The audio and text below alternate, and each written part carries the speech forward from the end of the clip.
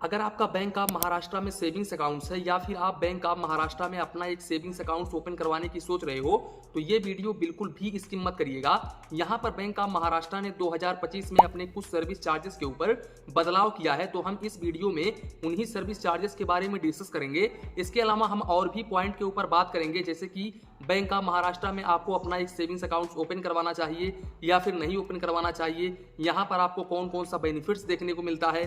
तो चलिए इसी के साथ में वीडियो स्टार्ट करते हैं। जानकारी के लिए हम आप लोगों को बता दें कि bank of Maharashtra government sector का बैंक है। अगर हम पैसे सुरक्षित को लेकर के बात करें तो ये बैंक भी DICGC से इंश्योर है। यहाँ पर आपका 5 लाख रुपए तक का अमाउंट बिल्कुल सिक्योर होता है। अगर बैंक ऑफ महाराष्ट्र अपने लाइफ में कभी भी डूबता है तो ऐसे कंडीशंस में आपका 5 लाख रुपए तक का अमाउंट बिल्कुल आसानी तरीके से मिल जाएगा। इसके अलावा अगर हम इनके इंटरनेट बैंकिंग, मोबाइल बैंकिंग की तरफ चले तो यहाँ पर इनके मोबाइल बैंकिंग एप्लीकेशंस के ऊपर 3.7 का रेटिंग है, 12K का रिव्यू है, 1 मिलियन प्लस लोगों ने डाउनलोड किया हुआ है इस एप्लीकेशंस को। और ये एप्लीकेशंस कोई खास नहीं है, यहाँ पर आपको ज्यादा फीचर्स देखने को नहीं मिलता है। यहाँ पर नेगेटिव कमेंट भरा पड़ा है, तो यहाँ पर हम कह सकते हैं कि इनका मोबाइल बैंकिंग एप्लीकेशन बहुत ही बेकार एप्लीकेशन है, ज्यादा काम लायक नहीं है। इसके अलावा अगर हम बात करें इंटरेस्ट रेट की तो यहाँ पर बैंक ऑफ महाराष्ट्र अपने सभी सेविंग्स अकाउंट्स के ऊपर 2.75% पर एनम का रेट ऑफ इंटरेस्ट ऑफर करता है। और यहाँ पर अगर हम FD को लेकर के चर्चा करें तो यहाँ पर अगर आप अपना FD ओपन करवाना चाहते हो बैंक ऑफ महाराष्ट्र में तो एक बेस्ट FD स्कीम्स है जो है 366 दिनों का। अगर आप 366 दिनों का अपना एक FD ओपन करवाते हो तो ऐसे कंडीशंस में आपको bank of Maharashtra 7.45% per annum का रेट ऑफ इंटरेस्ट ऑफर करता है और सीनियर सिटीजन को 7.95% पर एनम का रेट ऑफ इंटरेस्ट ऑफर करता है। इसके अलावा बैंक ऑफ महाराष्ट्र में सेविंग्स अकाउंट्स ओपन करवाने के लिए आपका भारतीय नागरिक होना जरूरी है और आपके पास आधार कार्ड, पैन कार्ड होना चाहिए। हालांकि आधार कार्ड की जगह पर आप कोई भी लीगल डॉक्यूमेंट्स दे सकते हैं, लेकिन पैन कार्ड आपको लगने ही लगने वाला है। इसके साथ साथ यहाँ पर आपका 3 फोटो लगेगा।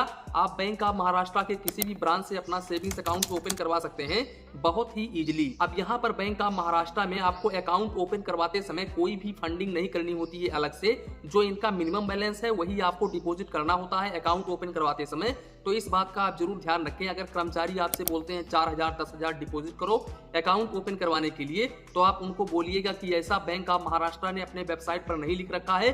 बैंक ऑफ महाराष्ट्र में जितना मिनिमम बैलेंस है उतने से ही आप अपना सेविंग्स अकाउंट बहुत ही इजीली ओपन करवा सकते हैं। बात करें अगर हम मिनिमम बैलेंस की तो यहाँ पर आपको रूरल में 500 रुपए, सेमी अर्बन में 1000 रुपीज, अर्बन और मेट्रो सिटीज में 2000 rupees quarterly average balance maintain करना पड़ता है। हालांकि पहले आपको मंथली एवरेज बैलेंस मेंटेन करना पड़ता था। इसके अलावा यहाँ पर अगर आप इस बैलेंस को मेंटेन नहीं करते हो तो रूरल के कस्टमर्स को 100 रुपए प्लस GST, सेमी अर्बन के कस्टमर्स को 200 रुपए प्लस GST, अर्बन और मेट्रो सिटीज के कस्टमर्स को 300 रुपए प्लस GST मैक्सिमम चार्जेस देना पड़ता है।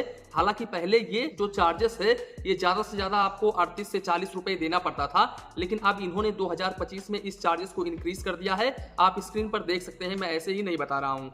इसके अलावा यहाँ पर bank of Maharashtra savings accounts के ऊपर 20 पेज का चेकबुक पर फाइनेंशियल ईयर बिल्कुल फ्री में ऑफर करता है। और अगर आप एक्स्ट्रा चेकबुक लेना चाहते हो तो ऐसे कंडीशंस में आपको 5 रुपए प्लस GST पर पेज का चार्जेस देना पड़ता है। इसके साथ साथ अगर आप डुप्लीकेट पासबुक लेते हो बैंक ऑफ महाराष्ट्र में तो यहाँ पर आपको डुप्लीकेट पासबुक के ऊपर 100 रुपए प्लस GST चार्जेस देना पड़ता है, तो इस बात का आप जरूर ध्यान रखें। बात करें अगर हम SMS अलर्ट चार्जेस की तो यहाँ पर 30 पैसे पर SMS आपको चार्जेस देना पड़ता है और मैक्सिमम 15 रुपए पर मंथ चार्जेस देना पड़ता है, तो इस बात का आप जरूर ध्यान रखें। बात करें अगर हम कैश हैंडलिंग ट्रांजेक्शन की, जैसे कि कैश डिपॉजिट, कैश विड्रावल की, तो यहाँ पर देखो अगर आप कैश विड्रावल यानी कि पैसे निकालने के लिए जा रहे हो ब्रांच में तो ऐसे केसेस में आप मंथली 4 ट्रांजेक्शंस बिल्कुल फ्री ऑफ कॉस्ट कर सकते हो, यानी कि 4 बार आप पैसे निकाल सकते हो बिल्कुल फ्री में। अगर आप इस लिमिट को क्रॉस करते हो तो ऐसे कंडीशंस में आपको 100 रुपए plus GST per transaction charges देना पड़ता है। बात करें अगर हम कैश डिपॉजिट की तो यहाँ पर अप टू 50,000 रुपए तक आप कैश डिपॉजिट कर सकते हो। हालांकि बैंक ऑफ महाराष्ट्र ने ये क्लियर नहीं किया है कि ये 50,000 रुपए आप पर डे कर सकते हो या फिर पर मंथ कर सकते हो। इन्होंने सीधे लिखा है कि अप टू 50,000 रुपए तक यहाँ पर बिल्कुल फ्री ऑफ कॉस्ट है और ट्रांजेक्शन का भी इन्होंने नहीं बताया है कि आप कितना ट्रांजेक्शन कर सकते हो। अब यहाँ पर अगर आप इस लिमिट को क्रॉस करते हो तो ऐसे कंडीशंस में आपको 1 रुपीज पर 1000 के हिसाब से चार्जेस देना पड़ता है और मिनिमम आपको 100 रुपए plus GST per transaction charges देना पड़ता है। बैंक ऑफ महाराष्ट्र आपको क्लासिक वेरिएंट का डेबिट कार्ड ऑफर करता है जो रुपए भी हो सकता है, मास्टर भी हो सकता है, वीजा भी हो सकता है। अगर हम इस डेबिट कार्ड के लिमिट को लेकर के बात करें तो यहाँ पर बैंक ऑफ महाराष्ट्र लिमिट कुछ भी नहीं रखा है। यहाँ पर इन्होंने लिमिट के ऊपर कुछ भी नहीं बताया है कि इतना इस डेबिट कार्ड के ऊपर लिमिट रहेगा। मैंने कस्टमर केयर पर भी कॉल करके पूछा तो वो लोग भी सही से नहीं बता पाए। हालांकि वो लोग ये जरूर बोल रहे थे कि आप 25,000 रुपए तक पर डे निकाल सकते हैं, लेकिन ये कहां तक सच्चाई है ये आप निकालने के लिए जाओगे तो आपको पता चलेगा। इस डेबिट कार्ड के ऊपर आपको इश्यूएंस फीस एक भी रुपीस नहीं देना पड़ता है। हालांकि आपको एनुअल मेंटेनेंस चार्जेस 200 रुपए प्लस जीएसटी देना पड़ता है जो कि हर साल आपके अकाउंट से काट लिया जाता है ऑटोमेटिक।